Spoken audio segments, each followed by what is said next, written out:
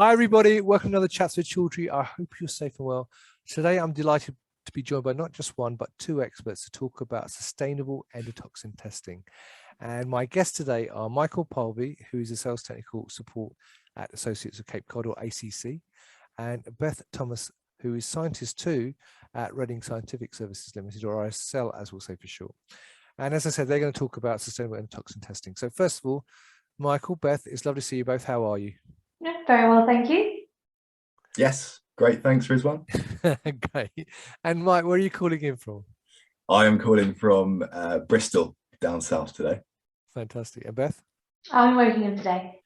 That's only down the road, down the A3 for me, so it's not very far at all. Well, I hope it's sunny where you are, but it's a bit cloudy where I am today in Surrey, I have to say. Now, never mind. So now, before we start talking about sustainable endotoxin testing, can I get a quick overview of the businesses for the viewers who are not familiar with either RSSL or ACC? So Beth, do you want to start first? Just give us a quick overview of RSSL. Yeah, sure. So RSSL is a contract testing organisation which is owned and supported by Mondelez International. We specialise in a broad range of life science and food testing. Specifically, I'm on the life science side, P Micro, and I work in the clean lab where we do things like test for endotoxins, microbial limits, and support clients with environmental monitoring. Other labs within the Pharma Micro team do things like disinfectant testing, and we also have a new sterility suite to support sterile manufacturing clients. Yeah, and in fact, I did an interview with the team only last week, and you can see the link to that video above this video, viewers, if you want to find out more about the sterility lab as well. So there you go, you get more than one bit of information out of this video. And Mike, tell us more about ACC. Yeah, so in the early 70s, our founder, Stanley Watson, was using an enzyme from the blood of a horseshoe crab to measure bacterial biomass as part of his research into marine food webs. Now, this enzyme was called Limulus amoebocyte lysate, or LAL, as you may have seen referred to elsewhere. Yep. And he actually went on to make this more sensitive for his research through the use of a different extraction process. Now, at that time, the only alternative for detecting endotoxins was the rabbit pyrogen test, which uses rabbits, funnily enough. So Stanley Watson, he quickly realized the potential of LAL as an alternative to using rabbits for the test. And he established Associates of Cape Cod, or ACC, in 1974 to commercialize the test and bring it out to market. And just 3 years later, we not only received the first US FDA license to actually manufacture these reagents, but the FDA also allowed the use of LAL as a substitute to the rabbit pyrogen test. So from what started as a research organization in Falmouth, Massachusetts, almost 50 years ago, we are now a global Psychogeicu group company, recognized as an international leader in endotoxin detection. So it really has been quite some journey. So now, while we still have our global HQ and LAL manufacturing facility in East Falmouth, Massachusetts, we now also have offices in Germany and Liverpool, which is where we service our UK customers from, such as Beth from RSSL. Fantastic. And I also know you do a lot around horseshoe conservation as well, don't you, as a company? We certainly do, yes. I'll touch on that a bit later on, but that is definitely one of our big things. Yeah, and in fact, I did an interview with ACC about that, viewers, and that link will be above this video as well. So you're going to get 3 for the price of 1 out of this video. So there you go. So let's talk about endotoxins, though, first of all, and a very basic question: what are endotoxins, and why is it important to test for them? Beth, do you want to answer that? Yeah, sure. So endotoxins are lipopolysaccharides. They're found in the cell wall of gram-negative bacteria. So that's like E. coli, Pseudomonas, Salmonella. When those kind of bacteria die or burst, they can then release these endotoxins. So your sample could always test undetectable for total viable count, but still have endotoxins present. So it's really important to have a separate test for endotoxins specifically and to perform those tests. The endotoxins are pyrogenic, which means that if your immune system detects them in either your bloodstream or spinal fluid, It'll reduce your reaction in your body, either a fever, or it can lead to aseptic shock or even death. It's really important to test for endotoxins, and they can be quite dangerous. And because of this reason, anything that's either injected or implanted into the human body has to be tested for endotoxins by law. And this was first introduced in 1942 with the rabbit pyrogen test in the US Pharmacopeia, as Mike mentioned a minute ago. And then since then, we've moved on to testing using LAL, which is an extract from horseshoe crab blood. And the future is now sustainable recombinant reagent.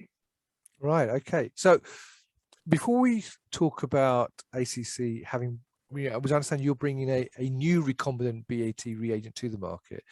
But before we talk about that, Mike, Beth, can you tell us what actually is a recombinant BAT reagent?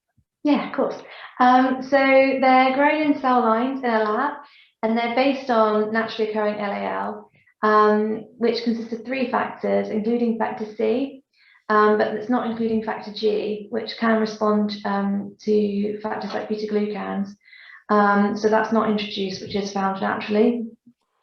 Right. Okay. And so, as I said, Mike, I know ACC have brought out a new recombinant BAT reagent to the market. So what was the key drivers behind ACC bringing it to the market in the first place? Yeah, so ACC has really always been at the forefront of horseshoe crab sustainability and conservation. You know, it's something the company cares deeply about and has been working on since long before I arrived, which was just over 3 years ago now. So not only have we worked with the Atlantic States Marine Fisheries Commission to conserve the horseshoe crab population through best management practices such as decreasing catch limits and prohibiting the fishing of crabs around peak spawning periods, but we're also actually adding to the horseshoe crab population through our sustainability project. Now, I know you've previously spoken with Brett Hoffmeister about this, Rizwan, as you mentioned previously, so I won't go into too much detail here, as there will no doubt be a link to the video, but sure. Through in vitro fertilization, we're actually introducing crabs back into the wild that would otherwise have been lost to the bait industry, which is amazing. And if you look back last year in August, we'd actually released our 1 millionth crab. So huge credit to Brett and the team there. Now, as the life science community is kind of continued to shift in a more socially responsible direction, we wanted to build on the legacy we have of pioneering a move away from the rabbit pyrogen test.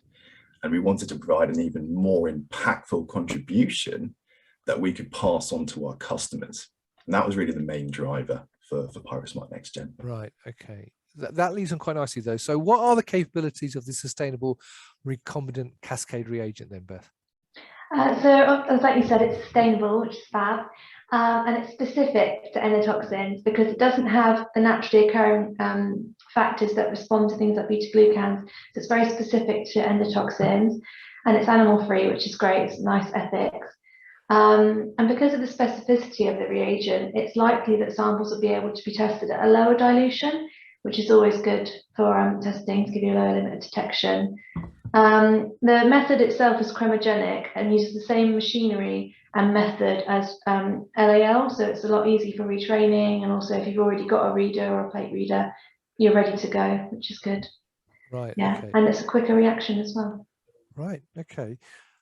Now, Mike, I know that the first recombinant-based BAT reagent was introduced nearly 18 years ago. So what's unique about what you're introducing to the market now?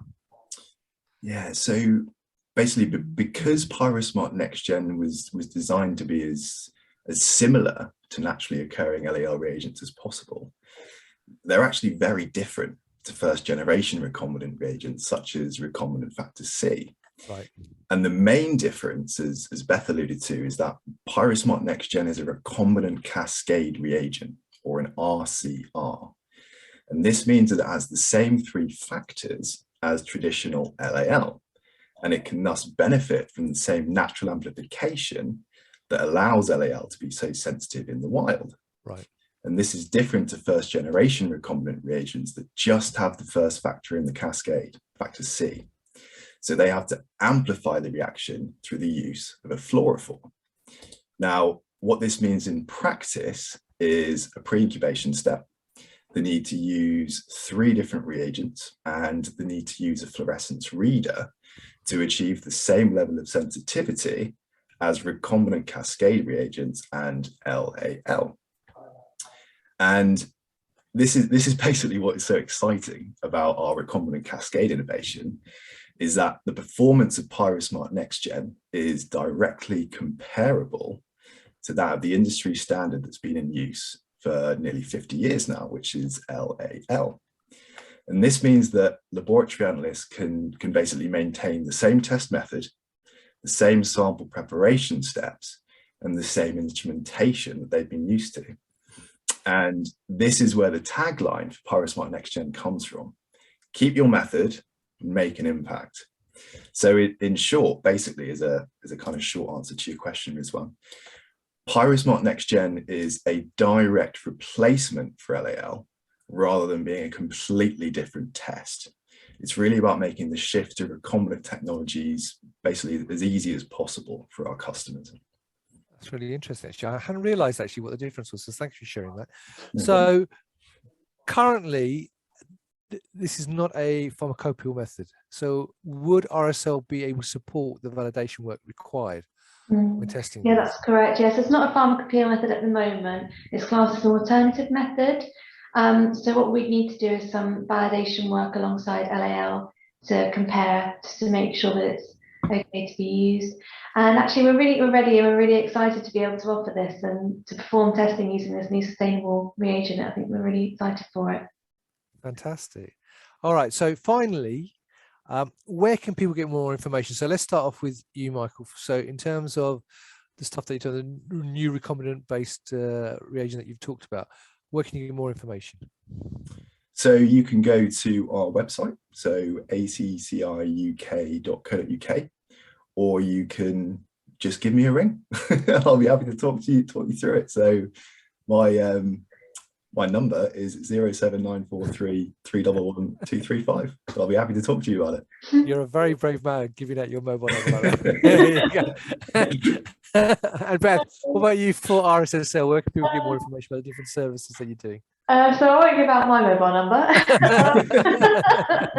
but you can go to the RSSL website, and on the RSSL website, you'll notice a little chat box comes up when you're on the website for a little while. It pops straight up. And that's a real person, it's not a bot.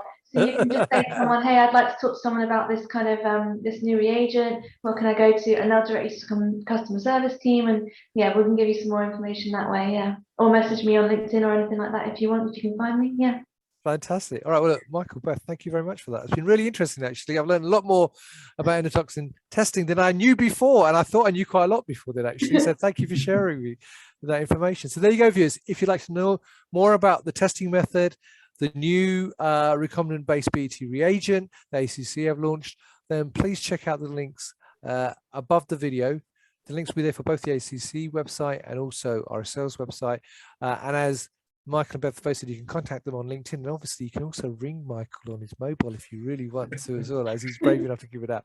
But yeah, by all means, get in touch with them if you want more information. So all this I would say, thank you very much, both of you, for sharing that information. That's really helpful and really interesting. Thank you very much for that. Thank you, Rizwan. Thank you. And there you go, viewers. I hope you found that useful. As I said, check out the links. Go to the LinkedIn page and actually connect with them as well. And if you've got any questions, please leave them in the comments box below the video as well. So all this time I say is thanks once again, Michael and Beth. Have a wonderful 2022. Hopefully I'll catch you in person at some point this year, maybe at a show, you never know. And thank you, viewers, for watching. And as always, stay well and stay safe. Bye-bye. Bye-bye.